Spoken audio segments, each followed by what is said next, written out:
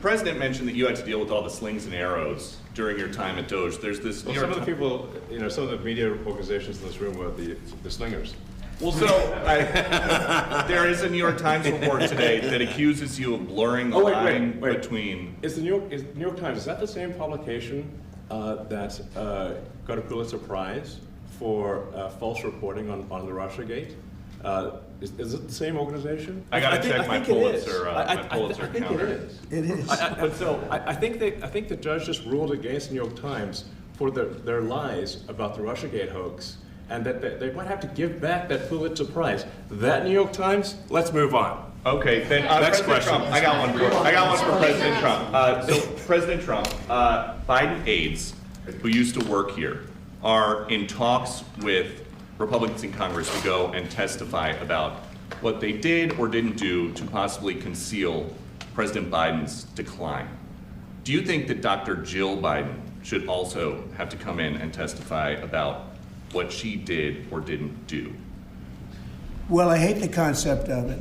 It's the wife of a man who was going through a lot of problems, and everybody that dealt with him understood that. And I guess it came out during the debate loud and clear. That was the biggest signal of all. They have to do what's right. The country was, there was a lot of dishonesty in the election, as you know, 2020. That's been now caught. People understand it was a rigged election. And when you go further out, when you see the autopen, I mean, I think the autopen is going to become one of the great scandals of all time, because you have somebody operating it or a number of people operating. Because I knew Joe Biden. Joe Biden wasn't in favor of opening up borders, letting 21 million people into this from prisons and mental institutions and gang members. He wasn't into that at all. And who signed these orders, proclamations, and all of the different things that he signed that set our country so far back, that was so bad for our country? With the autopen, how would it work? Like, we're in the Oval Office right now. If there was a group of rogue staffers that worked for you who wanted to advance a bill or an executive order without your knowledge, how could they do it? How do they go Well, it's very behind hard the because president's I'd back? read your newspapers or your media the next day and I'd say, well, I didn't approve that, and I would find it. I mean, they wouldn't get away with it for long because I'd say, I never signed that. Who the hell signed that? Autopens, to me, are used to sign letters to people, because we get, I think they said 20,000 letters a week, and you like to be able, when somebody takes the time to write a letter, it's nice to sort of write back. And autopens are meant for that. Autopens are not meant to sign major proclamations or tax cuts or borders, anything having to do with the border, which is so important. And if it happened on my watch, I would be able to see it, because the next day or sooner I'd be reading about something that I knew nothing about, and who the hell signed this? So I almost never used the autopen. In fact, yesterday I was signing about 81, I think it was 81 proclamations and statements to people that I think should be signed by us. I think when you write letters to foreign dignitaries or presidents or prime ministers, you should be signing those letters, not done with autopens. I understand he signed almost everything with an autopen. It's a very dangerous thing. It really means you're not president. Whoever operated the autopen, and we think we know who that is, and it was actually more than one person, but that's not what the presidency is all about. I hardly used to use it. Reinstate the tariffs on China. You said that they violated the agreement with the U.S. Well, they did. They violated a big part of the agreement we made. If you read that whole statement, I was very nice to them. I helped them because they were in trouble with the stoppage of a massive amount of business. But I'm sure that I'll speak to President Xi and hopefully we'll work that out. But yeah, there's a violation of the agreement. Yeah, please. Mr. President, can you give us an update to the latest ceasefire agreement that Israel has agreed to, but Hamas is still considering? Well, they're very close to an agreement on Gaza, and we'll let you know about it during the day or maybe tomorrow, and we have a chance of that. And I think we have a chance of making a deal with Iran also. They don't want to be blown up. They would rather make a deal, and I think that could happen in the not too distant future. That would be a great thing if we could have a deal without bombs being dropped all over the Middle East. That would be a very good thing. They can't have a nuclear weapon. We want them to be safe. We want them to have a very, very successful nation, let it be a great nation, but we can't have they cannot have a nuclear weapon. It's very simple. And I think we're fairly close to a deal with Iran. Mr. Musk, a question for Elon. Yeah, please. You said just now that you look forward to being a friend and advisor to the president. So do you expect to continue advising the president and DOGE informally, or are you going to sort of shift your focus entirely to your companies? Well, I expect to continue to provide advice whenever the president would like advice. I hope so. I mean, yeah, I expect to remain a friend and an advisor, and certainly if there's anything the president wants me to do, I'm at the president's service. Mr. Musk, on DOGE, you said that there was $1 trillion promise for cuts from DOGE. Yes, I think we do expect over time to achieve the $1 trillion. But what have you found in your time here was the biggest roadblock to getting those cuts? Was it the cabinet, or was it Congress, or something else? What was the biggest roadblock from your work? It's mostly just a lot of hard work. It's really not any one person or Congress. It's going through really millions of line items and saying just each one of them makes sense or does not make sense. Obviously, at times when you cut expenses, those who are receiving the money, whether they're receiving that money legitimately or not, they do complain. And you're not going to hear someone confessing that they received money inappropriately. Never. They're going to always say that they received money appropriately for an important cause. Naturally, that's what you'd expect. So we just have to. It's just a lot of work going through the vast expenses of the federal government and just really asking questions. What's this money for? Are you sure it's actually being used well? Many times we can't even find anyone who defends it. So for a lot of the expenses, there is actually no defender at all. And then we have to just go work through the process of stopping the spending, where there's often literally no defender. Nobody even knows why the money's being spent. It's truly absurd. I mean, we find situations where there are millions of software licenses with 0 people using them. 0. Exactly. This is the quizzical expression. You're like, surely, if there's millions of software licenses, someone should be using them. No, and then we've got to go through the process of saying, okay, look, if no one's using the software, we need to terminate this software license agreement. That's everywhere in the government, by the way. Mr. Musk, what do you think would be easier, colonizing Mars or making the government efficient? It's a tough call, but I think colonizing Mars and making life multiplanetary is harder. And as I said, we do expect to achieve over time the $1 trillion of savings. We can't do it in like a few months, but if you say by I think the official end of DOGE, which the president may choose to extend, is the middle of next year. If you say by the middle of next year, with the support of the president and Congress, could we achieve $1 trillion of savings? I think so. We're on track to do so. Do you have faith that Congress is going to? Mr. Musk. Go ahead. Thank you, Mr. President. You had mentioned earlier in the week that DOGE had become a whipping boy, and as the president mentioned, you went through a lot to go through this process. Yes. Was it worth it for you, and what would you change? Yes, so what we found was happening was that if there were any cuts anywhere, then people would assume that was done by DOGE. And so we became like essentially the DOGE boogeyman, where if so any cut anywhere would be ascribed to DOGE. A friend of mine's daughter, who's at law school at Georgetown, thought that DOGE had cut the Senate, internships the legal internships for the Senate, and we have nothing to do with that. So if they have been cut, it's not to do with us, just as an example. So, it just became a bit ridiculous where any cut anywhere was somehow DOGE, including things that made no sense, and we would agree made no sense. There are many things that occur in the government because it's the banal evil of bureaucracy.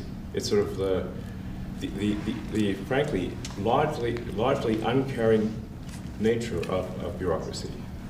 It's as the great Milton Friedman said, money is spent most poorly when it is someone else's money being spent on people you don't know, and that's how federal spending is.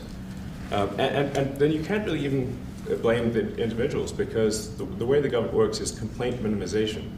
So when you do when someone within the government tries to stop money being spent, there's usually someone that complains.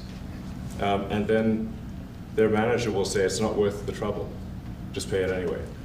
That happens over and over again. So was it I think it was an important thing. I think it was a necessary thing, and I think it will have a good effect in the future. Thank you, President Trump. This week, there was a video on board a plane that showed the First Lady of France slapping her husband, Emmanuel Macron. Do you have any world leader to world leader marital advice on those phones? Make sure the door remains closed. That was not good. That was not good. No, I spoke to him, and he's fine. They're fine. They're two really good people. I know them very well, and I don't know what that was all about, but I know them very well, and they're fine. What do you think about this Democratic Party plan to avoid being swept in every battleground state again by spending $20 million to study how to speak to American men? Well, you know, they spent 2.8 billion. We spent 1.5. We spent much less. We spent about half of what they spent, and at the end they were $28 million short. They had to be. They spent 2.8 billion. It's a lot, but they couldn't get 28 million at the end, and now they want to spend. I read that they want to spend money to learn how to talk. That's fake. You don't want to be fake. You shouldn't have to hire consultants to say what America needs, because then the consultants should be running the deal, not them. But I read that they want to spend a lot of money in each state. So we won all 7 swing states, 7 out of 7. We won a lot more than that. We won the popular vote. We won everything, and they want to spend money to find out what they did wrong. And I mean, I could tell you what they did wrong. I could tell you every one of their programs. When they say men playing in women's sports, I would say that's not a winner. When they say transgender for everybody, I think that's not a winner. When they say open borders so the entire world population of criminals can pour into our country, I don't think that's a winner. I mean, I just gave them that for free, but I don't know if they'll change their ways. I see them all the time. I see people that I know in Congress, Democrats, they're trying to justify some of the things I just said. You can't justify them. I always hear they're 80-20 issues. I say they're not 80-20, they're 97-3. They might be 99-1. They're not 80-20. They wish they were 80-20. And they're wasting a lot of money if they're going to continue with that nonsense. And this one's a little bit more of a page 6 question, but back when you hosted The Apprentice, you mentioned once in 2012 that Diddy was a good friend of yours back then. He has since found himself in some very serious legal trouble. Yeah, that's true. Would you ever consider pardoning him? Well, nobody's asked. You had to be the one to ask, Peter, but nobody's asked. But I know people are thinking about it. I know they're thinking about it. I think some people have been very close to asking. First of all, I'd look at what's happening, and I haven't been watching it too closely, although it's certainly getting a lot of coverage. I haven't seen him. I haven't spoken to him in years. He used to really like me a lot, but I think when I ran for politics, that relationship busted up. From what I read, I don't know. He didn't tell me that, but I'd read some little bit nasty statements in the paper all of a sudden. It's different. You become a much different person when you run for politics and you do what's right. I could do other things, and I'm sure he'd like me, and I'm sure other people would like me, but it wouldn't be as good for our country. As we said, our country's doing really well because of what we're doing. So it's not a popularity contest. So I don't know. I would certainly look at the facts. If I think somebody was mistreated, whether they like me or don't like me, it wouldn't have any impact on me. Mr. President, on the big beautiful bill, would you like to see the Senate build in some support for your tariffs on the big beautiful bill, or should that be a standalone bill?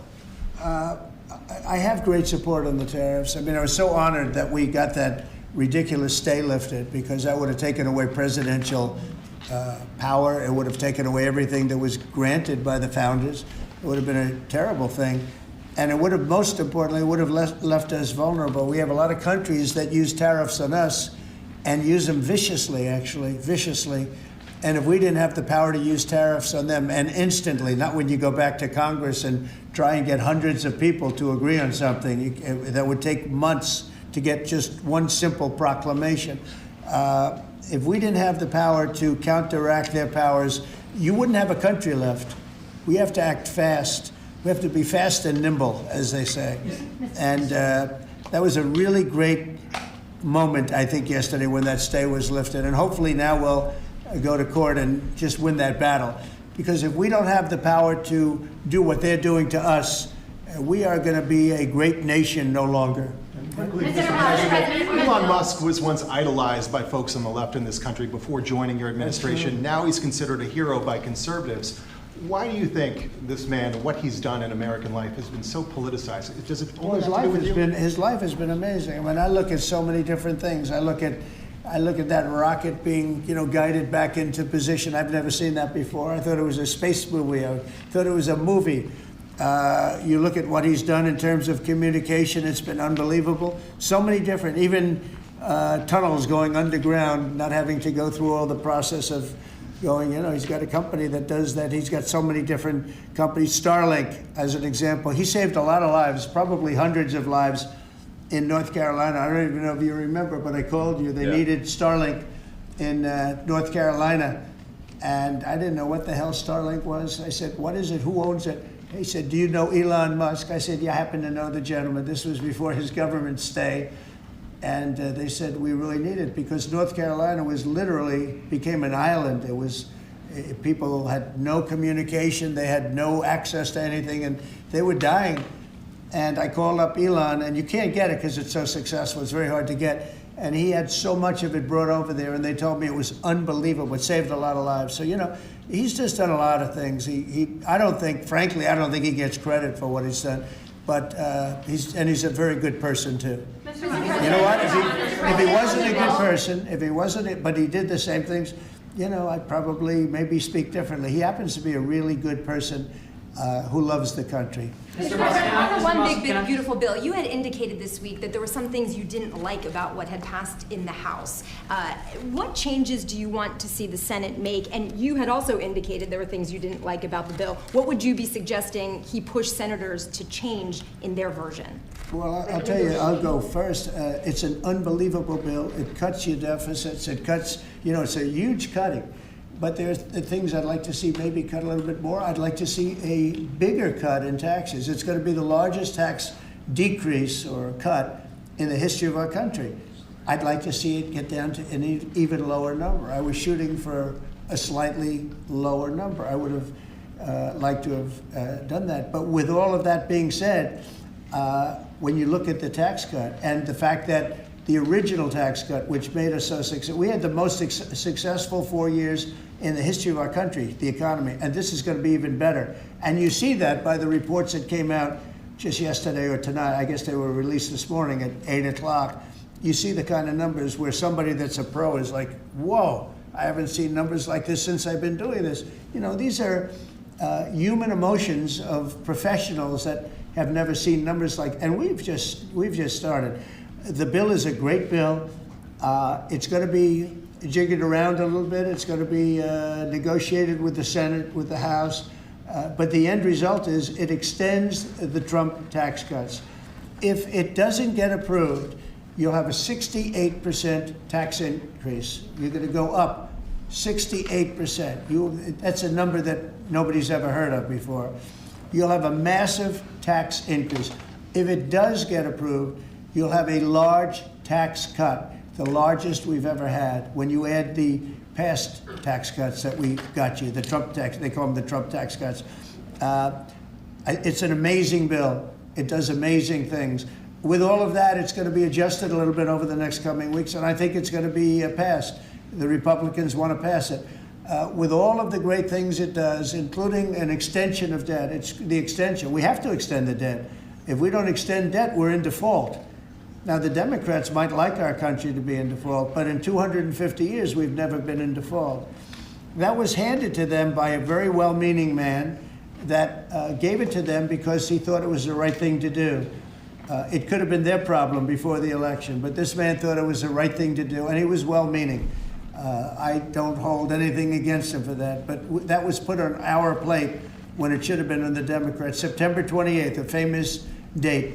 It should have been taken care of by the Democrats, but this person, a man of power, gave it to us so that in June that comes due. Well, we have to take care of that because if we don't take care of it, we have a country in default. and we don't ever want to have a country in default. You know, I'll tell you, a certain senator, Elizabeth Warren, said that she would never, ever allow a default on our debt. She would never let it happen, and she would like to get rid of the debt ceiling, what's called the debt ceiling. I call it the debt extension because we really need an extension, that she'd like to see that gotten rid of. And there are many people that agree. Many Democrats agree with that.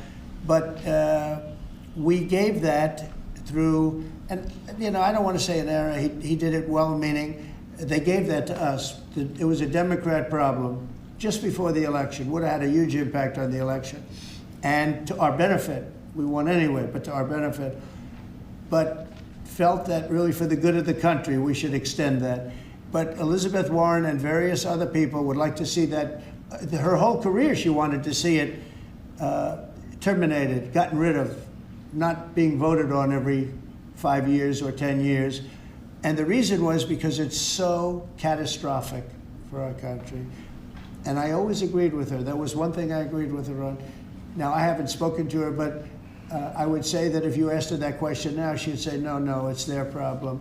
But it's a very unfortunate situation. It's a very unfair situation. And she happened to be right on that. It should be gotten rid of, or it should simply be extended. But that's one of the things that gets taken care of in this bill. That automatically gets extended for a 4-year period, and it should be. But I agree with Elizabeth Warren on that. I think you should get rid of it. It's too catastrophic. Yeah, please, go ahead. What message do you like to send to international students? Are they still welcomed to study in the United States? And one question for Mr. Musk. To students? Well, we want to have great students here. We just don't want students that are causing trouble. We want to have students. I want to have foreign students. I think Harvard, you know, it's close to 31%. That's a lot. Our country's given $5 billion plus to Harvard over a short period of time. Nobody knew that. We found that out. I wouldn't say that was a DOGE thing, but we found that out over a period of time. That was sort of a Trump thing. We ended up in litigation for other reasons because they're very anti-Semitic. And in finding out and in going through the books, we found out that the country gave them $5 billion plus, much more than that, actually. And we're having it out with them, and let's see what happens. I think we have a very good, well, it's a very sad case. It's a case we win. We can't lose that case because we have the right to make grants. We're not going to make any grants like that.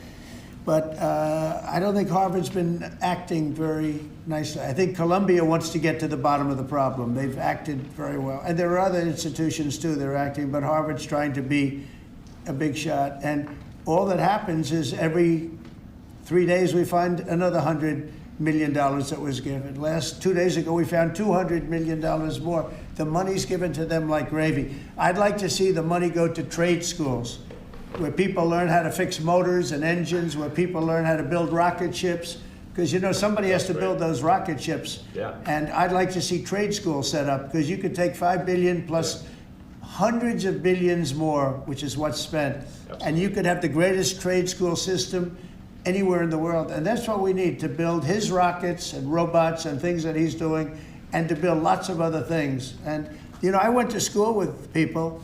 In some cases, they weren't good students, but they could fix the engine of a car better than anybody I've ever seen. They could take it apart blindfolded. They had an ability at that. And they did very well. They made a lot of money. You know, it's a very skilled job. It's great. But I'd like to see a lot of money going into trade schools. I've always felt that. And we probably found our pot of gold, and that's what's been wasted at places like Harvard. And the money's been wasted. Yeah, please. Yeah, well, I wanted to ask quickly, Mr. Musk, is your eye okay? What happened to your eye? I noticed there's a bruise there. Well, it wasn't. I wasn't anywhere near France, so. What does that mean? No, I didn't notice his eye. First Lady of France. Getting slapped. I didn't notice.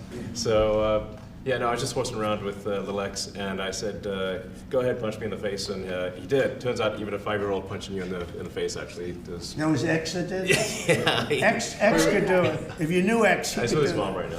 But I didn't really feel much at the time, and then I guess it bruises up. But I was just horsing around with the kids. I didn't basically. notice it, actually. President Trump, I got one. I know that you try to stay pretty neutral because not your war, but as Now, you and by the way, Not my war. I just want to solve the problem for people. This was not a war that was going to happen if I were president. Right, and so, not your war, but as you try to fix it, and as you survey this hellscape of the Ukrainian front lines, It's horrible. and you and your team deal with a very stubborn Vladimir Putin. Yeah. Do you and, look, and Zelensky. Yeah. but do you look at this Very conflict stubborn Zelensky too. any differently now? Like, do you look at this and see Putin as the good guy or the bad guy? So I've known him very well, and I went through a lot of things with him because Russia was, the Russia hoax turned out to be a total hoax. New York Times, they got a Pulitzer Prize. They have to give back the Pulitzer Prize. That's my lawsuit, and they're doing very poorly in that lawsuit. But they wrote stories about how it was true and it was false, and a lot of Washington Post also. I have gotten to see things that I was very surprised at. Rockets being shot into cities like Kiev during a negotiation that I felt was maybe very close to ending. We were going to solve a problem, and then all of a sudden rockets got shot into a couple of cities and people died. I saw things that I was surprised at, and I don't like being surprised. So I'm very disappointed in that way. With that being said, I'd like to see it end. 5,000 people, I think the number's even more than that, but 5,000 people a week are being killed. Mostly soldiers, but also people that live in little cities and towns throughout Ukraine. And I'd like to see that stop. And I asked Caroline this yesterday, but I want to ask you directly. So many of the things that you're trying to do are held up in court right now. If the courts are going to have so much influence over U.S. policy, do you wish you would have just become a judge instead? Yeah, well, look, it wasn't meant to be that way. If you look at the founders, the president had certain powers, and you have your three groups, and they all had supposed to be pretty equal powers. But you can't have a judge in Boston running foreign policy in places all over the country because he's got a liberal bent or he's a radical left person. That's what the executive branch is for, and you have checks and balances. But we had millions of people pour into our country, many criminals poured into our country, murderers, mental institutions from all over the world being emptied out into our country. And if we don't get them out and get them out quickly, could lose your country very easily. This is a bad, that anybody would allow this to happen to our country. With all of the things, we took over inflation, we took over some wars, we took over a lot of problems that didn't exist when I was president. None of it existed. We wiped out ISIS. Other than that, we had no wars. Putin was never going to hit Ukraine. Israel would have never been attacked. That attack, as you know, Iran had no money. They didn't have money for Hamas. They didn't have money for Hezbollah. They had no money whatsoever. That wasn't going to happen. All of these things that happened weren't going to happen. You wouldn't have had inflation. So it's very sad when I came back. But the thing that is the hardest is that they allowed 21 million people into our country, and many of those people are stone cold criminals. They moved their criminal population into the United States, and of all the things that are bad, I solved inflation, I believe, already. I got the fuel prices down. The fuel prices came down. That's one of the reasons. They screwed up the energy. They screwed up the cost of gasoline and oil and gas.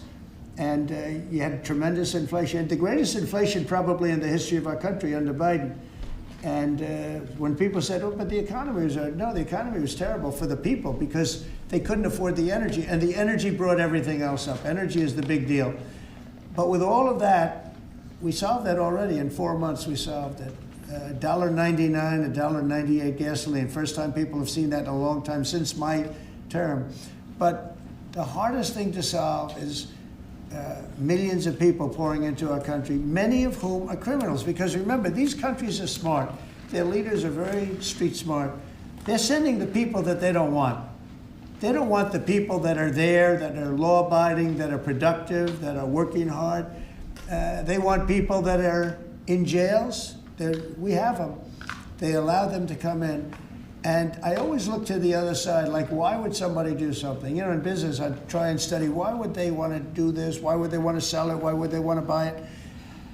one thing I can't figure out is what would an administration, what were they thinking when they allowed millions of people from prisons all over the world, not just from South America, Venezuela, all over the world, from the Congo in Africa, hundreds of people, thousands of people from the Congo, rough prisoners, from Asia, from Europe, rough parts of Europe. Why would they allow them to come into our country? Why would they do that? It's the one thing I can't figure out. And I don't believe it was Joe Biden. I really don't. I mean, look, he's been a sort of a moderate person over his lifetime, not a smart person, but a somewhat vicious person, I will say. If you feel sorry for him, don't feel so sorry because he's vicious. What he did with his political opponent and all of the people that he hurt a lot of people, Biden. And so I really don't feel sorry for him, but he wasn't a person that would allow murderers to come into our country. He wasn't a person that was in favor of transgender for anybody that wanted it, take kids out of families, et cetera, et cetera. So I just don't understand why a thing like this, how a thing like this could have been allowed to happen. Very sad. It's very sad for our country. If I could add something, I think the fundamental moral flaw of the left is empathy for the criminals and not empathy for the victims. Empathy for the criminals, but not empathy for the victims.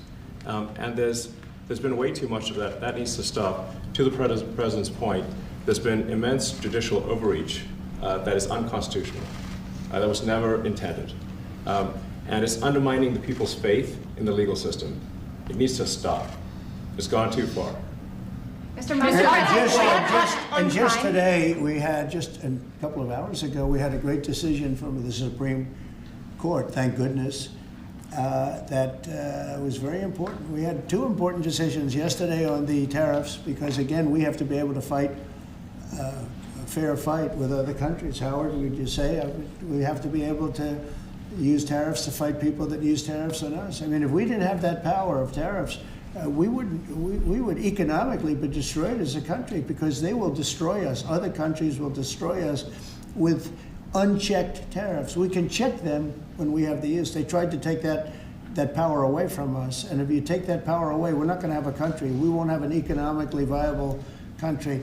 But it's very important on immigration that we be able to get people out without having to go through a long court case. I mean, it was up to some of these judges. Every single one of these millions of people, criminals, prisoners that were let go from jails because they save a fortune when they do. They brought them into the United States. You know what they're saving? The money they're saving? But some of murderers, it's very important that we're able to get those people out of here fast, bring them back to their country where they belong. And those countries take them, because if they don't take them, they have to go through the wrath of the United States, and they take them. But we have judges that don't want that to happen. And it's a terrible thing. That's going through the court system right now, that whole situation. But when ICE and with Border Patrol, they've done an incredible job. When they do this incredible job and they capture 100 killers and drug dealers, and we can't keep them for years here as we go through trials. We have to get them out rapidly, and we know who they are. We know who they are, and we're very careful about who they are, but we have to get them out rapidly, or again, we're not going to have a country, okay? Maybe one or two more. Go ahead. Are you concerned that tariff may also affect companies like Tesla, which has parts manufactured abroad? And this is also to you, Mr. Musk. Well, he's going to end up building his whole car here. I mean, I thought he built his whole car. Pretty much he does. He's got incredible factories, and like I looked at one in Texas. It's unbelievable. No, all of the manufacturers will build their parts here too. I mean, it used to bother me. They make a part in Canada, a part in Mexico, a part in Europe, and it's sent all over the place, and nobody knew what the hell was happening. I think it's ridiculous. You build a car, make it in America, and I gave them a little leeway on that. You know, gave them some leeway. But over the next year, they've got to have the whole thing built in America. That's what we want. We want America to buy American-built cars. Thank you very much, everybody. Thanks, guys. Thanks, guys. Thank you, guys.